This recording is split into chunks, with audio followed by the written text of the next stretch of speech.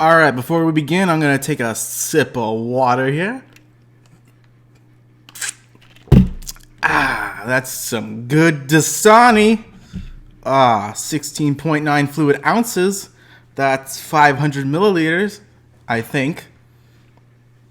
If it says so on the bottle. It says it on the bottle. Okay, cool. Anyway, what we're going to be doing today is we're going to be doing some HDR. Some manual blending, if you will, with a program called, or not a program, an extension panel called Lumenzia. Now, Lumenzia is a luminosity masking panel for Photoshop, if you're unaware. And what we're going to be doing is we're going to, tripping over my words. We're going to be blending a 5-bracket set of images, all ambient. We're going to do it in a very clean way. So, let's go ahead and run through the images real quick. So, we got our dark exposure here. Got a little darker, but a little bit brighter. Our middle exposure, just so we can have a kind of a good idea on what needs to be blended. Brighter exposure, and then another bright exposure. So, what we're going to do is we're going to adjust this. Actually, before we do that, we need to select all the images. So, let me do that right now. I'm going to select the first image. I'm going to hold down Shift. And then I'm going to select the last image. And we're going to go down here, all the way down here. We're going to zero out that sharpening. And we're going to remove chromatic aberration and enable profile corrections. That's all we want to do. Now, I'm going to select my first image and only my first image. And I'm going to bring the highlights down. Down just about to -25, I think. Me thinks so. This one, don't really have to adjust. Don't have to adjust this one or this one. All we need to do is select everything except for your darkest exposure, because we want the white balance to be pretty warm out there, and I think this could be a little bit warmer, just like so. So select those 4 brighter exposures, and we are going to use our eyedropper tool. That's W on the keyboard, and we're going to select a neutral area. So I think.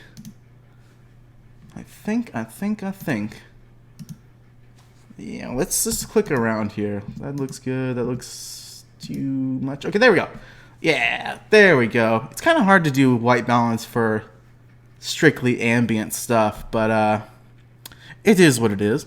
So, got our window exposure, and the rest of them will just be blended simply and easily and very clean. So, it's going to select all the images. Command A to select all images. Right click, edit in, open as layers in Photoshop. So while it does this, let's take another sip of water.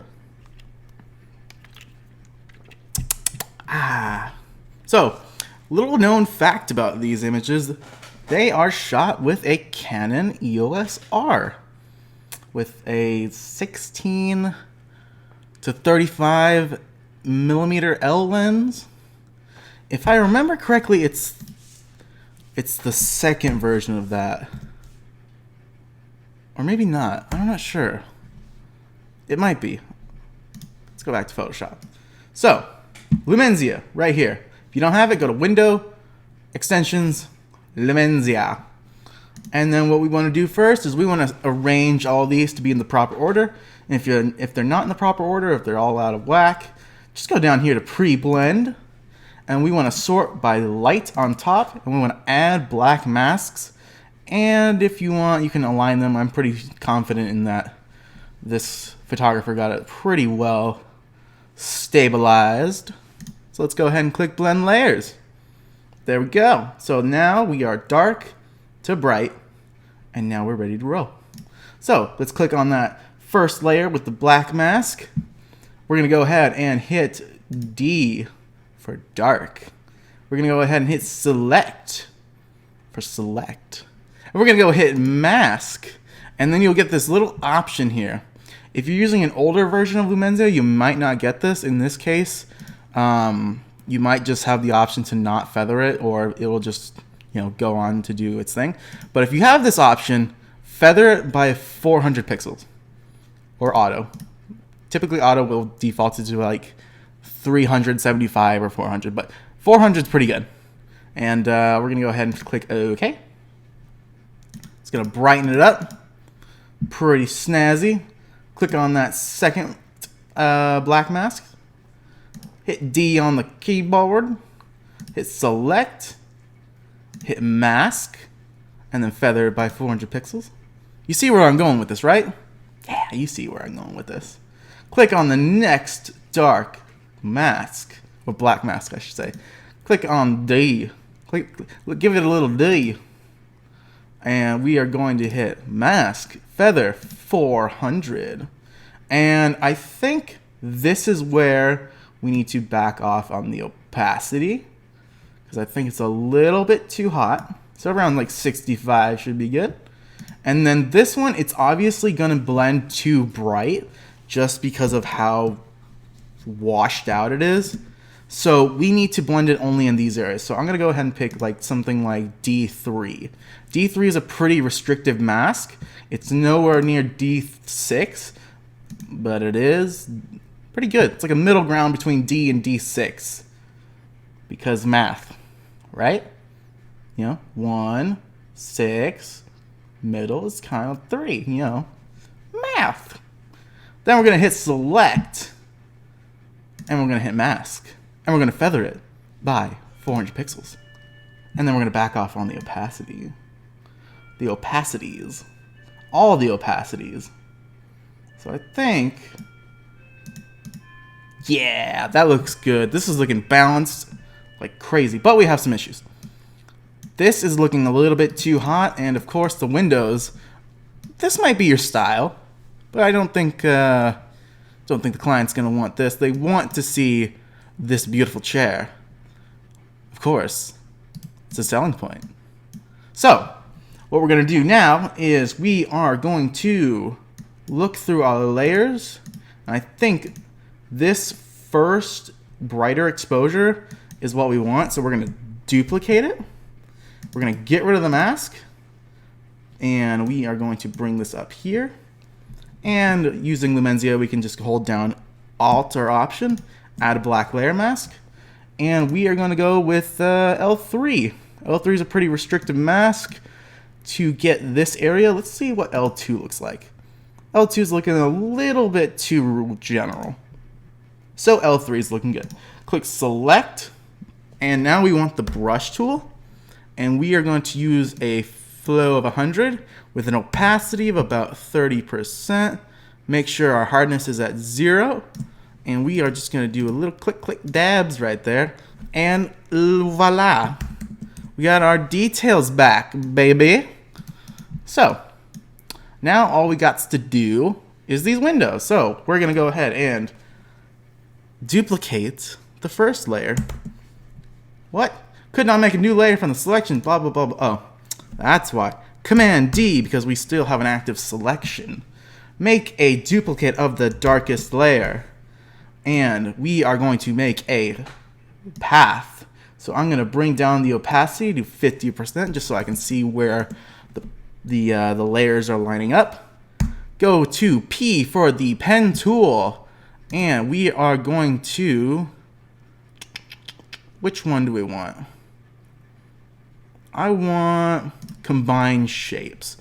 It doesn't really matter if you do any one of these, combine shapes or exclude overlapping shapes. Exclude overlapping shapes, there we go. Because you're just making one path pretty much.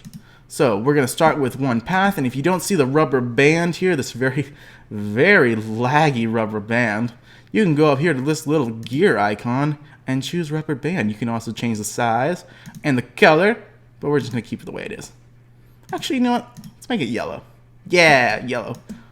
And we are going to make a path, just a basic path. Nothing too crazy, no curve or anything like that. And we're just gonna make that like that. Oh, if you ever have this where the path doesn't quite line up with your the window thing that you're trying to select or mask out, make a point here.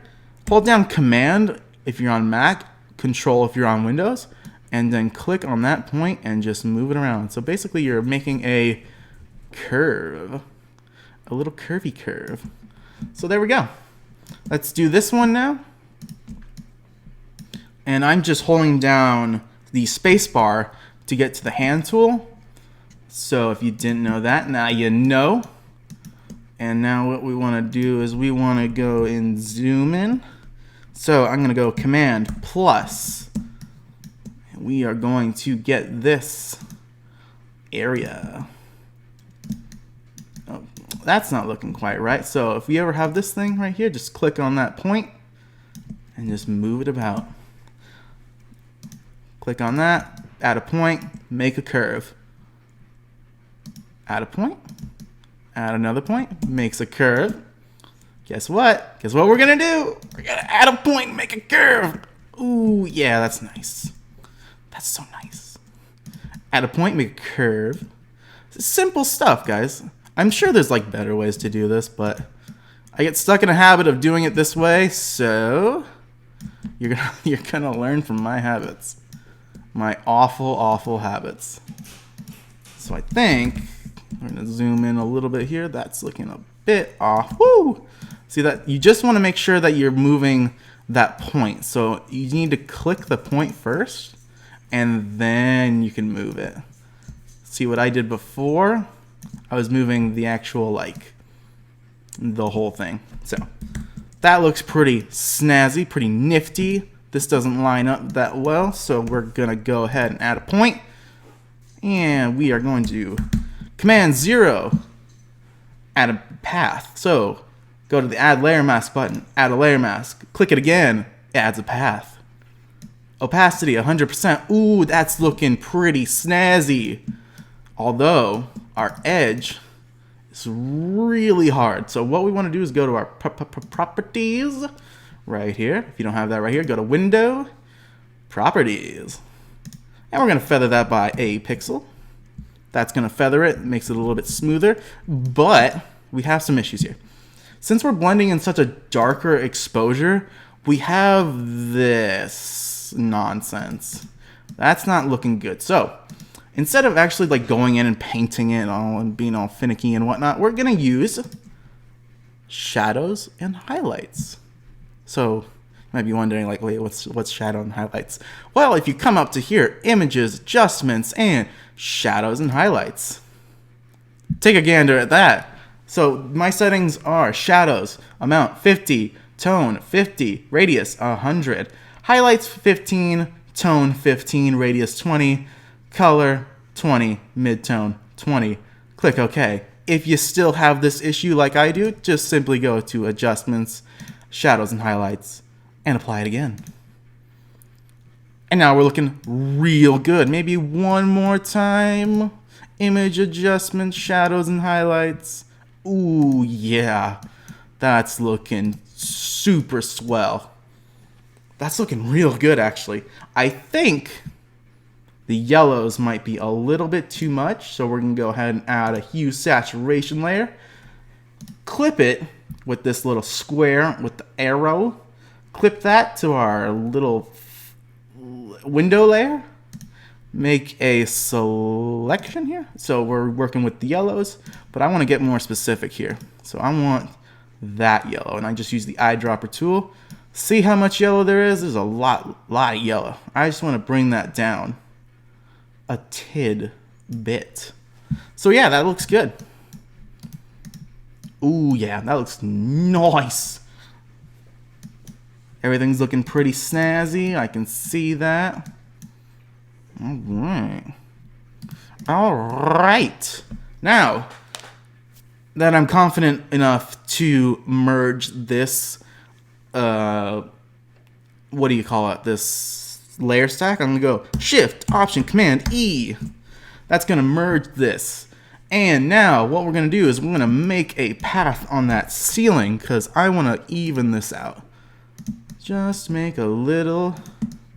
And I always do, instead of going like from one end to another, on the ceiling, I usually will do like these little increments because sometimes the ceiling is not painted correctly or it's a little bit warped. So now command return or command enter if you're on Windows. Function shift F6. If you have a regular keyboard, it's just shift F6. Feather that bad boy by 1 pixel. Go to O for dodge. If you don't get the right dodge tool, or if you don't get the right tool when you hit O, you can cycle through them by holding down shift O. So I want the dodge tool, and I want to dodge the midtones with an exposure value of 25%, and we're gonna protect the tones. And we're just gonna paint. Just like so. Look at that. It's beautiful. Cool, cool, cool. But there's still a little bit of color inconsistency here. So we're going to go adjustments, replace color. And we are going to set our fuzziness to 100%. Select the ceiling. And you see all that blue and not yellow? Let's get rid of it. Let's get rid of it all. Click OK. Look at that. It's beautiful. But I think the yellows are a little bit too much here. So we're going to go adjustments, replace color, select. And we're going to bring that down. About -15 ought to do it.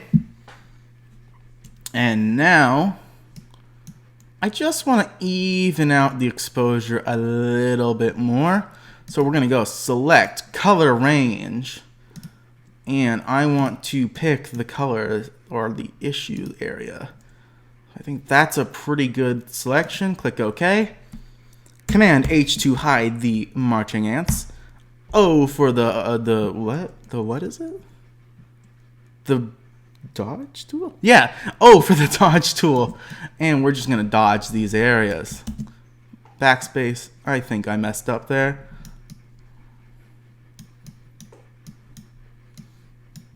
Yeah, get all that looking nice. Actually, that looks terrible. Never mind. We're gonna go to the history panel and go back to the color range. So that looks terrible. I have a better idea. Command D, just in case I had any thingamabobs.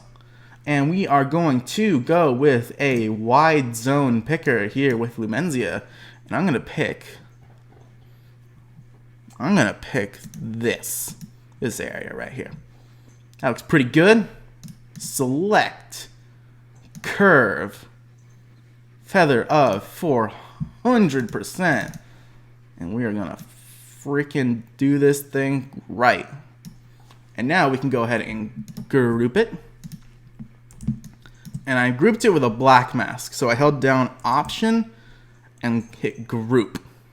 See, it says I'm pointing at the screen with my finger. Hold Option to use an inverted mask. Loads black mask if no active selection or preview. Cool beans.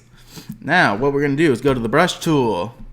That's a 0. 0 the opacity, which means you're working with 100% opacity. Shift 3, that's 30% flowage. And we're just gonna paint. We're just gonna paint. I think. Yeah. That looks pretty good. Now, what we want to do is I'm going to finish this off with the little TV gradient. So, add a new layer, and I'm going to bring this up to the top of the stack. This doesn't look pleasing to me. I don't like it. So, we're going to use the pen tool, and we are going to make a selection. Or a path, actually. Make a path. Add that path to your layer.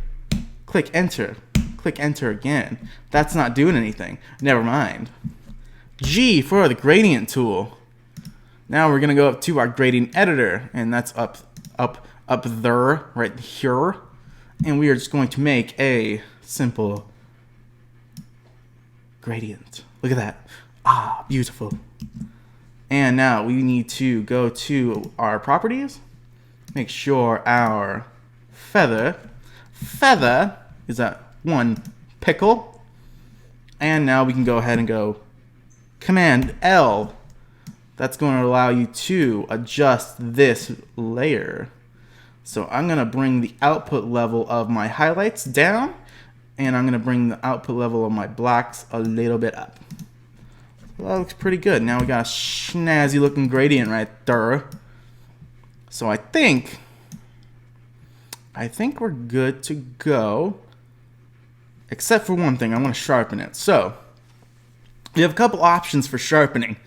I typically use the new layer attached to a midtones with a high pass, and it typically will, depending on your image, it'll auto input a recommended radius for your pixel thingy. Just click OK, and we are going to check this out. Yeah, it's just a subtle sharpening there. If you ever wanted to get like a really aggressive sharpening, go sharpen and go to smart sharpen. That is a super snazzy sharpening method. So that looks pretty good. I'm going to bring in some contrast, some highlights, and we're gonna go ahead and click OK. Cool. And I'm fairly certain it's still in the midtones. Okay, let me try that again. So, sharpen. There it is, new layer, all tones. That's what we want. Hit smart sharpen. And I'm just gonna hit OK and go with the default values. And I'll click OK. Click OK. Click OK. There we go. Ah, yeah. That's better. That's so much nicer. Don't you agree? Of course you agree. You're watching this video, aren't you? Alright. I usually finish this off with a Shift, Alt, Command, E. And I will go with Adjustment, Shadows, and Highlights. And I will zero out the amount on that. And I'm going to set the midtone to 5. And just gets, okay, so highlights 15%, tone 15%, radius 20, color 20, midtone 5. Cool. Beans. Awesome possum. Now what we want to do is go to filter. These are all optional steps, but it's just stuff that I do to make the image pop a little bit more. So I'm going to add 60 in the contrast. Bring down the, what are you? Highlights. Bring up the shadows, and I'll do my white point, hold down Option, and make sure we get a good white point, so about 10. And I'm going to bring up the blacks. And I'm going to bring in some vibrance, and I'm going to go to my HSL adjustments, go to saturation, and desaturate the yellows. Desaturate the oranges. I'm gonna maybe, let's not mess with luminance. Luminance. Click OK. And there we go. We got a cool image. We got the thingy. We got a thing. What am I trying to say? We got an image that's ready to send to the client. Oh wait, no we don't. We gotta do the verticals. So there's a number of ways to do this. I wouldn't say it's the best way, but setting up your rulers by hitting Command R and dragging in a guide or two, and then going Command T and then holding down Shift and Command will allow you to basically just finagle this to where your verticals get vertical. That's the right way to explain it. And then I'm going to make sure my width is at 100, and then I will basically adjust this so the perspective is still correct. So that looks almost good. So now that looks pretty good. And since this isn't for like MLS or anything like that, I'm just going to go with a ratio. I'm just going to go ahead and, never mind, not ratio. What am I trying to do? No. I'm just trying to go with a, I don't know, width, height, resolution, I guess. There we go. Oh, sorry, I almost had to burp. There we go. That looks snazzy. Make sure that crops in. Let's put that right there. So that looks pretty good. And maybe there's like a little bit too much there. So let's crop that to a 2x3. Flip that around. And there's a little bit too much foreground. I'm going to say that's my crop. That's the crop I want. That's the crop I'm going to get. I see one thing that's bothering me though, so let's go ahead and add a new layer. This thing is bothering me. So what is it? J. Yeah, J. So J gets you the healing brush. It'll probably get you the spot healing brush, but we want the healing brush. So let's go ahead and sample an area right next to it. And we are just gonna go ahead and just paint that in. Sample, paint, sample, paint, sample.